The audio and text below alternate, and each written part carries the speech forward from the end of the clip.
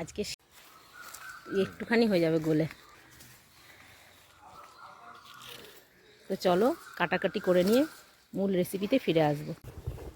তো এই যে কচু শাক কেটে ধুয়ে বেছে রেডি করে ফেলেছি, আর এদিকে নুন হলুদ মাখানো ইলিশ মাছের মাথাটা ভেজে নেব।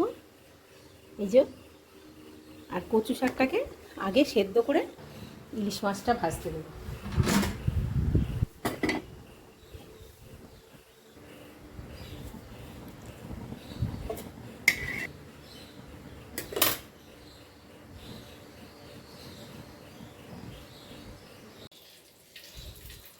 তেল গরম হয়ে গেছে, মাছের মাথাটা ভেজে নেব।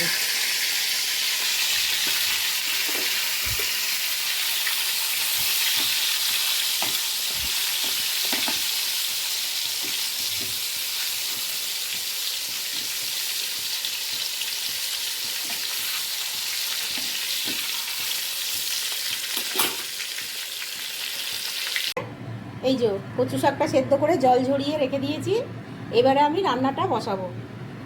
তো প্রথমে কড়াই দিয়ে দেবো 2 টেবিল চামচের মতন সর্ষের তেল।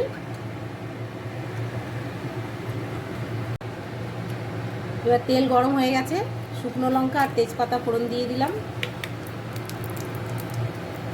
আর দেব কালো জিরে ফোড়ন।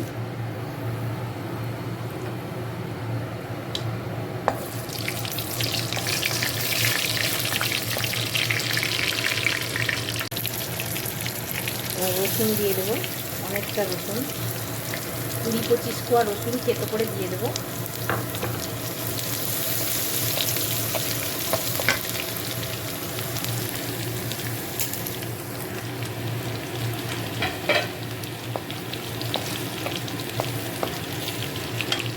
দিয়ে দেবো চেরা কাঁচা লঙ্কা 10-12টা মতো।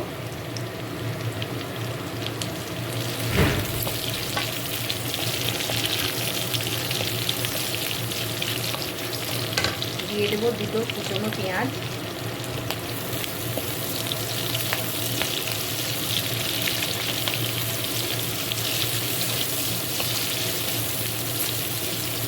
মশলাটা এবার ভালো করে ভেজে নেবো পেঁয়াজটা।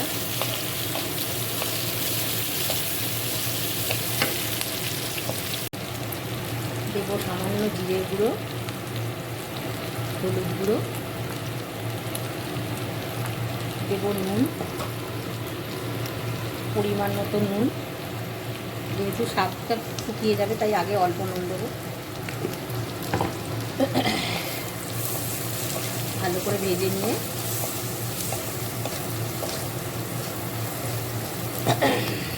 মাছের মাথাটা দিয়ে দেবো।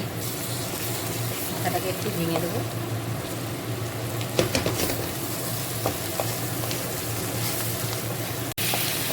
সব কিছু একবার ভালো করে ভেজে নেব। মাছের মাথাগুলো একটু ভেঙে ভেঙে দেবো। মাছের মাথাটা যত শাকের সঙ্গে মিশে যাবে তত খেতে ভালো হবে।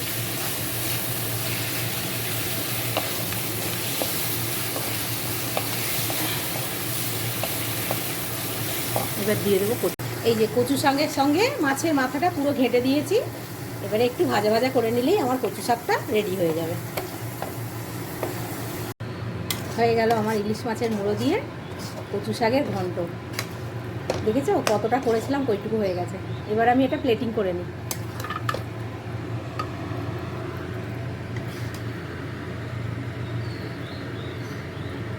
রান্নাটা তোমরাও করে খেয়েও, অসাধারণ একটা রান্না। আর খাওয়াও, কচু শাক খাওয়াও খুব ভালো। কচু শাক খেলে রক্ত পরিষ্কার হয়।